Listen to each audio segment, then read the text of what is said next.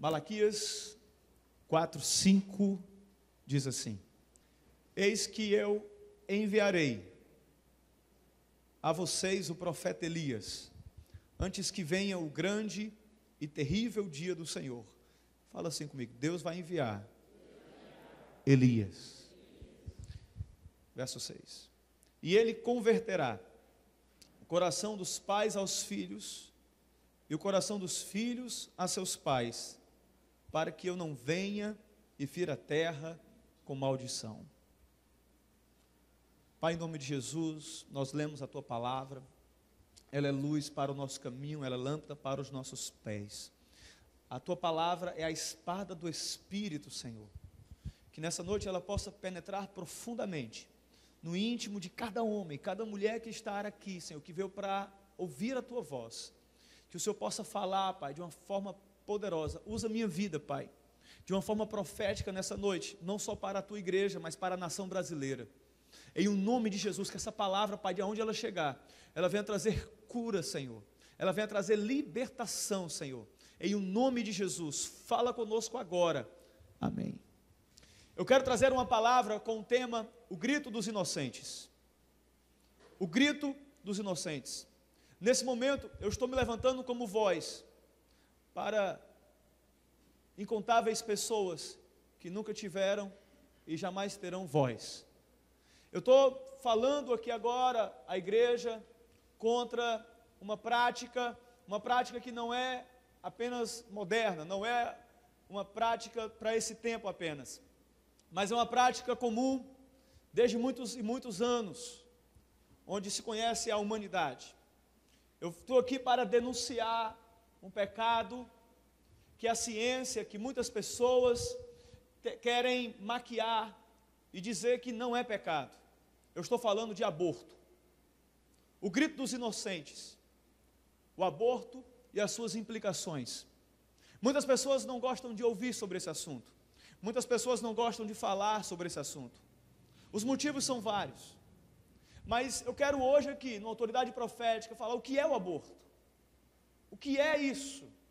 Quais são as consequências naturais? Quais são as consequências psíquicas? Quais são as consequências espirituais do aborto? Eu quero ler alguns textos. Nós lemos um texto de Malaquias 4:6, onde a palavra diz que nos últimos dias Deus enviaria Elias.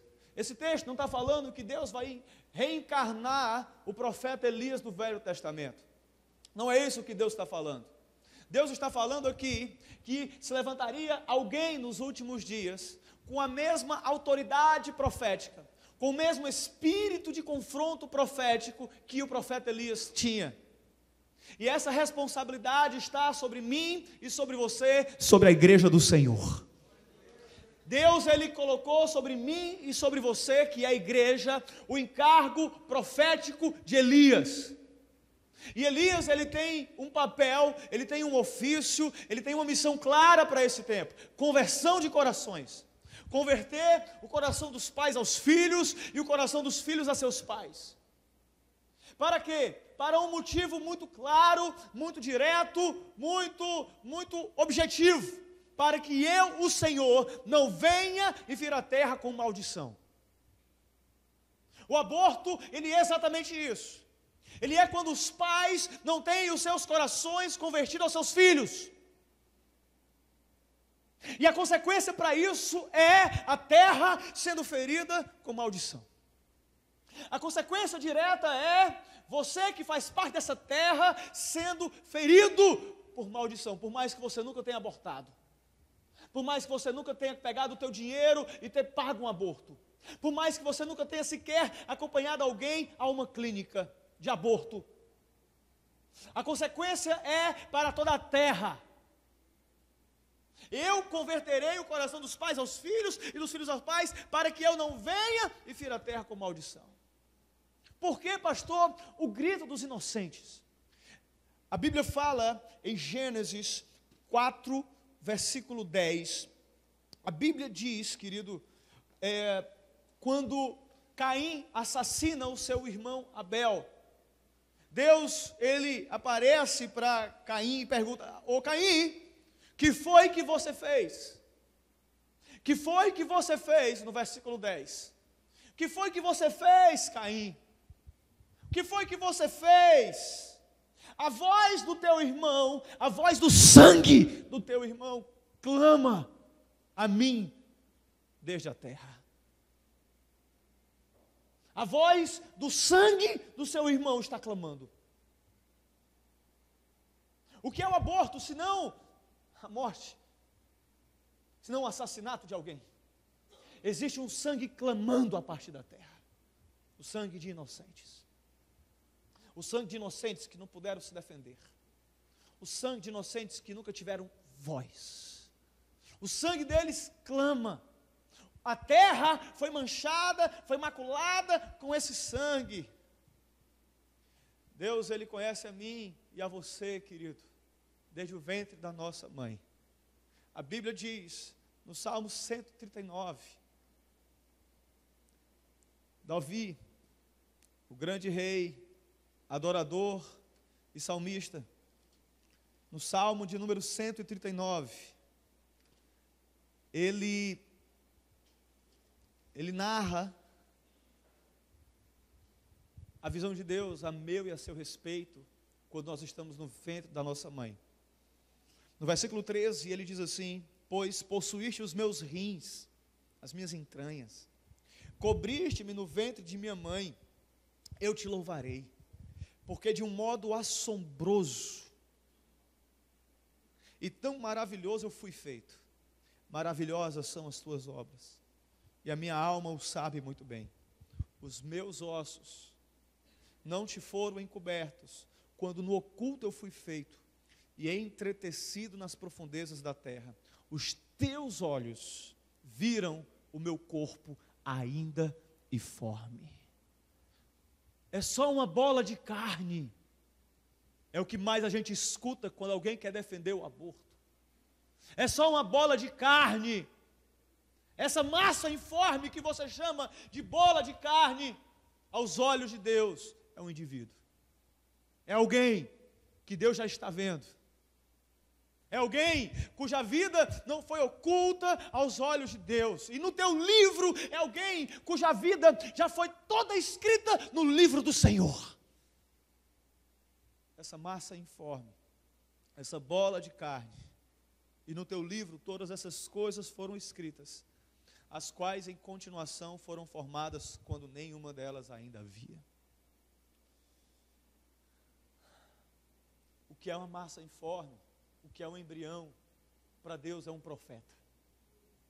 Quando Deus ele levanta Jeremias, ele fala para ele no capítulo 1, no verso 5, quando você estava no ventre da sua mãe, eu te gerei e eu te escolhi e eu te constituí profeta às nações. O que está ali não é só uma bola de carne,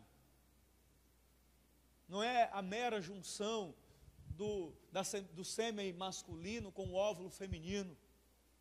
O que está ali para Deus é um profeta às nações. O que está ali para Deus é um profeta às nações. O que está ali para Deus são nações inteiras.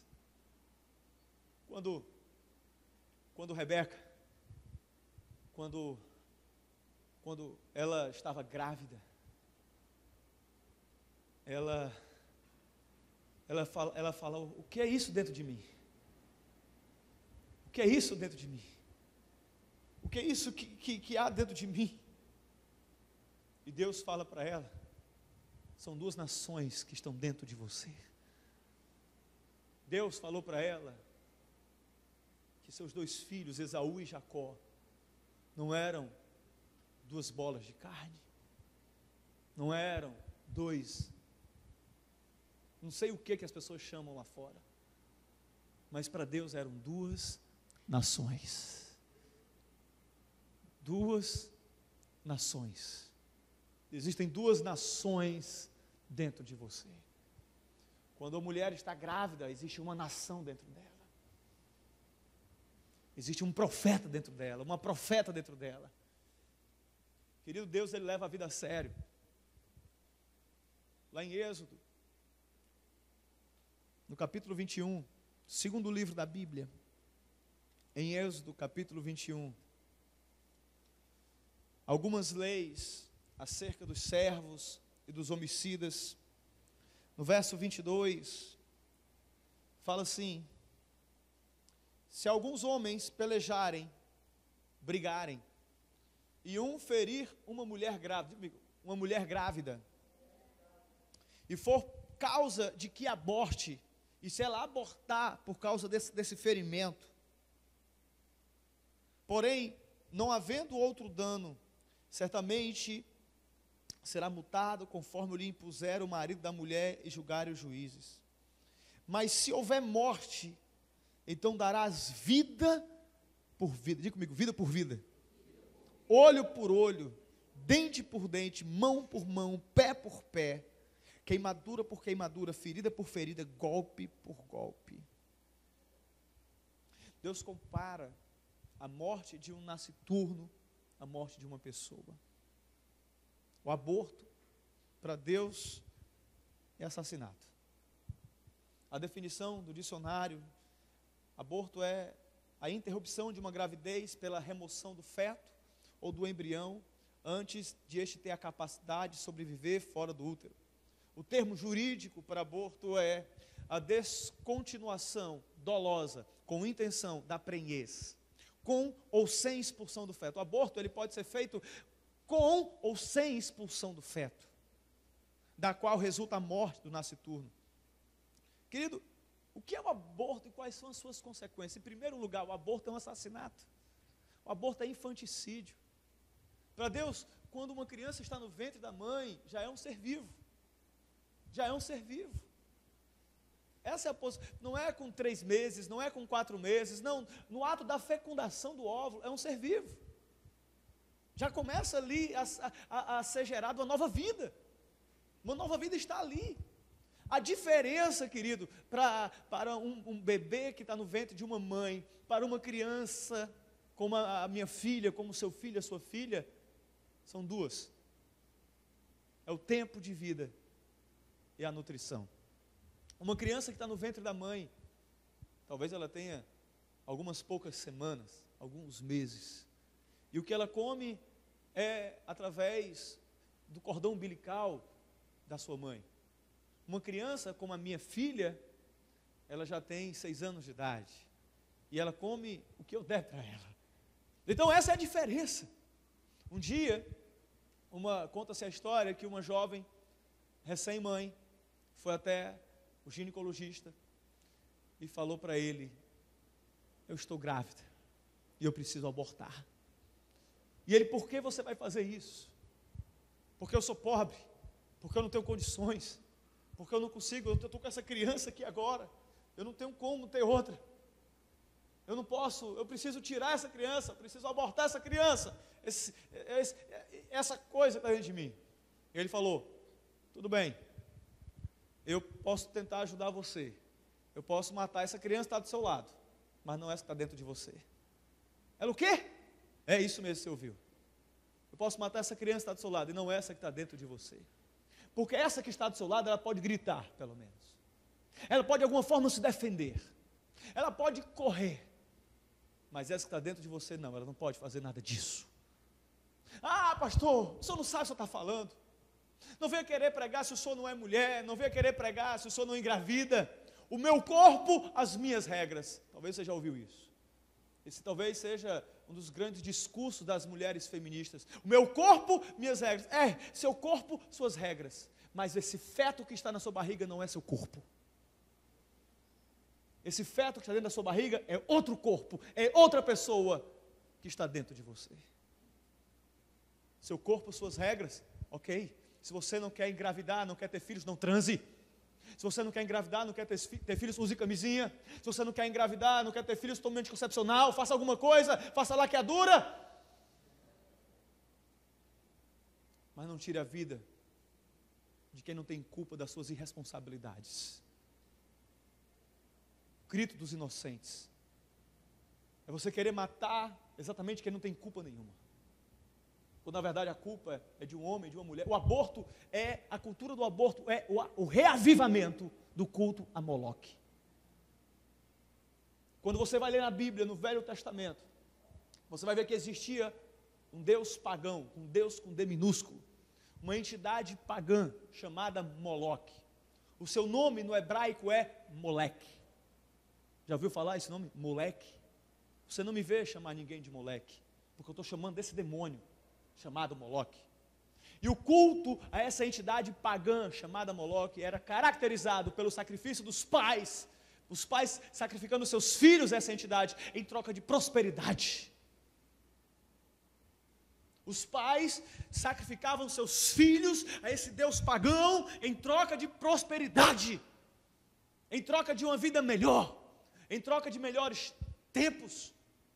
O que é que leva um jovem, uma jovem a abortar, senão uma vida melhor, senão uma vida mais próspera? Ah, pastor, foi só uma vezinha, uma transadinha, uma transa que nós tivemos, pastor. Foi só um descuido, pastor. A minha vida está no começo. Estou com 17 anos, pastor. Tua vida inteira pela frente, pastor. Uma gravidez agora vai atrapalhar tudo, pastor. Talvez. Mas a culpa não é dessa criança que está dentro de você. A culpa não é dessa criança que está dentro de você. Quem é o teu Deus? Quem é o teu Deus? Deus é diferente de Moloque. Quando Deus chamou Abraão, Abraão, me dá o teu filho, teu único filho, aquele que você ama. Abraão passa 3 dias e leva até o monte Moriá. Quando Abraão estava prestes a sacrificar o próprio filho, Deus fala: pare, Abraão, porque agora eu sei que não me negaste o teu único filho, aquele que amas. Não faça isso, Abraão. Abraão olha do lado, tem um cordeiro preso pelos chifres, e o cordeiro foi o sacrifício. Deus estava ensinando a Abraão: Abraão, eu não sou igual a esses deuses pagãos. Eu mandei você sair da sua terra e da sua parentela para mostrar para você que existe, que eu sou diferente, eu sou o Senhor Deus Todo-Poderoso. Eu não me agrado disso. Não é esse o meu caráter, Abraão. Não é esse. Querido, o aborto, ele clama por maldição. O aborto clama por maldição. O aborto é derramamento de sangue inocente. Deus deu a mim e a você uma voz profética, e ser uma voz profética é ser voz para aqueles que não têm voz. Porque nos últimos dias, Deus enviaria Elias para converter o coração dos pais aos filhos e dos filhos aos pais, para que ele não venha e fira a terra com maldição. Maldição é a permissão de Deus para que Satanás atue. Isso é maldição. Isso é maldição. Quando uma pessoa aborta, ela está fazendo uma aliança com espíritos de morte. Ela está consagrando as primícias da sua virilidade, as primícias da sua madre, à morte. Em Romanos 11:16, a Bíblia diz que se as primícias são santas, toda a massa o é. Quando nós primiciamos, nós estamos santificando tudo aquilo que nós temos, amém? Do mesmo jeito é o aborto. Na maioria das vezes, o aborto é a morte do primogênito. Muitas vezes a criança que é abortada dolosamente, eu estou falando de aborto doloso, eu não estou falando de aborto de forma natural, de forma não intencional, não, estou falando de forma dolosa. Quando há intenção, quando compra o remédio, o Citotec, quando vai naquela clínica clandestina, eu estou falando disso. Quando toma aquele chá, eu estou falando disso.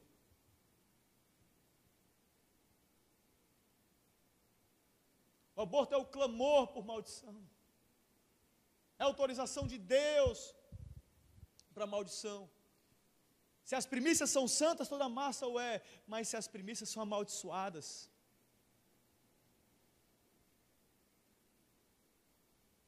existem muitas famílias que têm quadros contínuos e repentinos de mortes drásticas, mortes terríveis, doenças terríveis. E às vezes a origem desse quadro está na mãe, no pai, no avô, na avó. Por que, pastor, que uma criança muitas vezes tem um quadro tão terrível de doenças? Por que a outra criança ela tem essa perseguição espiritual quando foi o outro que foi abortado? É porque aquela criança nasceu no caixão, no túmulo do seu irmão. Quando uma mulher aborta, ela está contaminando a terra do seu útero, do seu ventre, com sangue inocente. Espíritos territoriais passam a ter autoridade para agir e atuar na vida daquela pessoa e da descendência dela até a terceira e quarta geração. Aborto é uma aliança com o espírito de morte. Nada dá errado na vida da pessoa. A pessoa não consegue terminar nada, não consegue concluir nada. Existe uma perseguição, um quadro crônico de doenças. É a aliança com o espírito de morte. Aborto é coisa séria. É um pecado, é algo, querido, que nós como igreja, a palavra não é tolerar, nós temos que denunciar. Denunciar. Porque o aborto, ele contamina a terra com sangue inocente. Talvez você nunca aborte.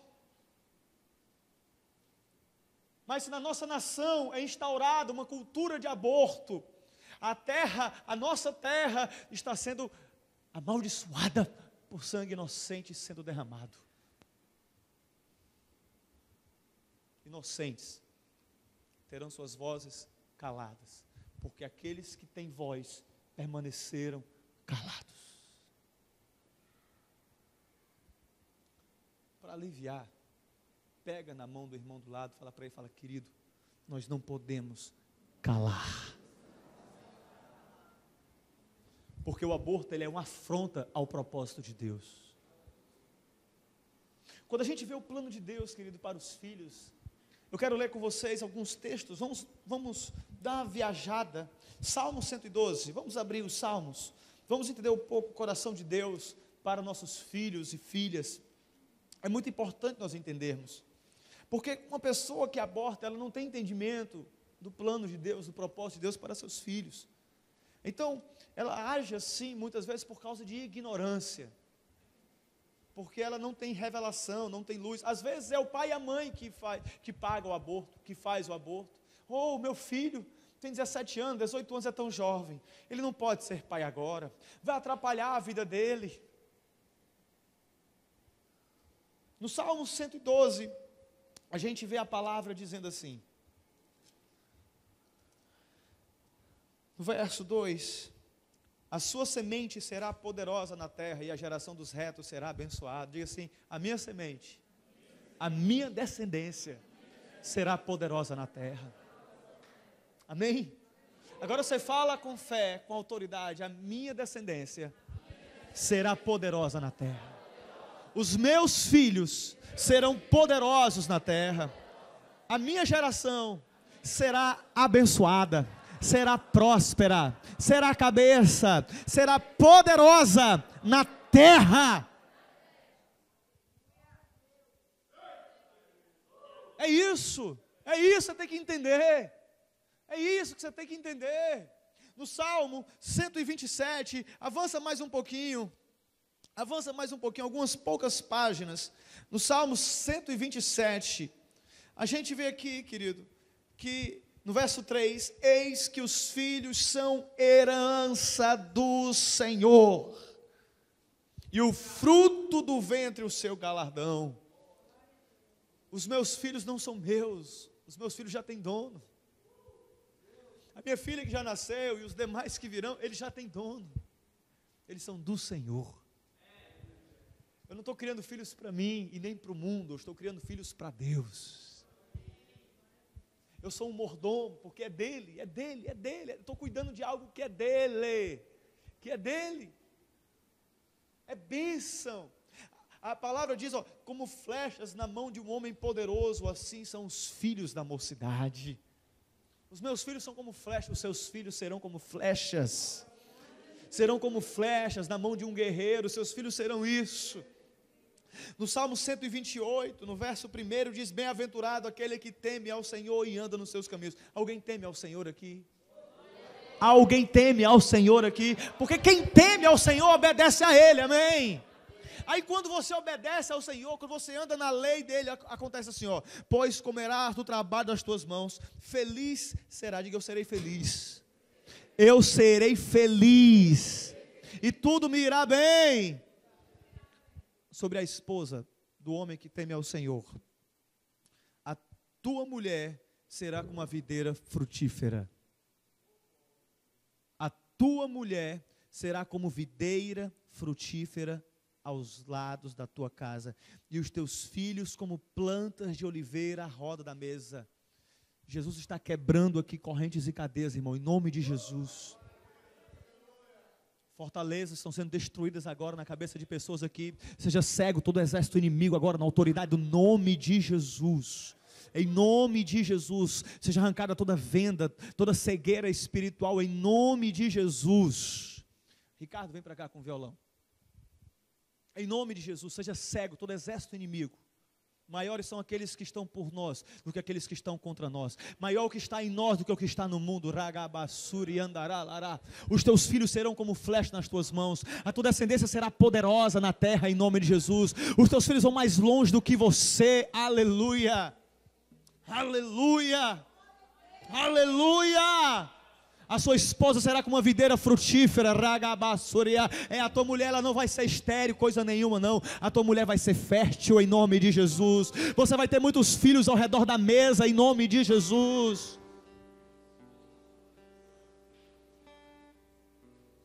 Mulher, o teu ventre não é um túmulo, não é um caixão, não é uma sepultura. O teu ventre é fonte de vida, assim diz o Senhor. Assim diz o Senhor. Salmo 145, verso 4. Uma geração louvará as tuas obras a outra geração, e anunciarão as tuas proezas. Esse é o propósito de Deus. Não é uma geração matar a outra geração, não é uma geração abortar a outra geração, mas é uma geração anunciar a outra geração as grandezas de Deus. Esse é o propósito do Pai. Querido, você precisa entender o que está por trás do aborto. O que está por trás do aborto não é simplesmente o desejo de uma vida melhor, de uma adolescência interrompida, uma juventude interrompida. Não é isso que está por trás do aborto. O que está por trás do aborto é uma estratégia satânica e maligna contra os filhos de Deus. No livro do Gênesis, no capítulo 3, no verso 15, Deus liberou uma palavra profética. Deus olhou para a serpente, olhou para a mulher e falou: eu coloco inimizade entre a tua semente e o descendente da mulher. Ele esmagará a sua cabeça e você lhe ferirás o calcanhar. Existe uma promessa que o descendente da mulher iria esmagar a cabeça da serpente. A serpente é Satanás, é o diabo. Aí quando você pode parar para pensar: mas essa palavra era para Jesus. Não, não era só para Jesus. Não era só para Jesus, porque em Romanos 16, 20 diz que em breve, o Deus da paz esmagará Satanás debaixo dos vossos pés.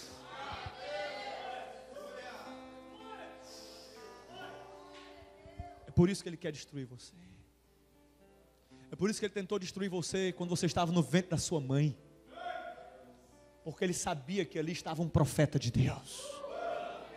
Porque ele sabia que ali não estava apenas uma pessoa, ali estava uma nação inteira que iria pisar na cabeça da serpente, queria esmagar Satanás. Foi por isso, lá no Êxodo, sabe qual é o motivo pelo qual o inimigo quer destruir você? Sabe por que ele quer destruir o homem? é medo. Faraó é uma tipificação do diabo. Moisés, uma tipificação de Cristo. E os hebreus eram uma tipificação do homem, eu e você. Moisés arrancou os hebreus do Egito, do mundo, das mãos de Faraó, das mãos do diabo. Por que Faraó mandou matar as crianças, os meninos do sexo masculino? Por medo. Por medo. Para que eles não crescessem e se levantassem como um exército forte e poderoso e se rebelassem contra o Egito. Que o inimigo não quer que você se rebele contra ele, contra esse sistema mundano. Vai se posicionar nas redes sociais a favor da vida. Você vai entrar em guerra espiritual. Você vai entrar no nível de guerra espiritual. Ele não quer que você se rebele contra esse sistema babilônico, mundano, maldito, por medo. Qual foi o motivo que levou Herodes a assassinar aquelas crianças, aqueles meninos de 2 anos para baixo? Medo de que se levantasse o verdadeiro rei dos reis. É por medo. Você tem que entender, você tem que ver a vida com discernimento, com visão espiritual. Mas tem muita gente, querido, que no domingo à noite está dizendo: Senhor, Senhor, eu te adoro, mas não tem visão espiritual. Está aprisionado por uma cegueira. Mas o Espírito do Senhor está aqui nesse lugar. O Espírito do Senhor está sobre mim. E Ele me ungiu para dizer para você, querido: caia por terra toda mentira do diabo. Seja cego todo exército inimigo. Seja quebrado agora esse principado, essa potestade, em nome de Jesus. Vendas são arrancadas agora. Escamas caem por terra agora. Está vindo luz, está vindo revelação, está vindo libertação sobre a igreja do Senhor. Ei! Ei!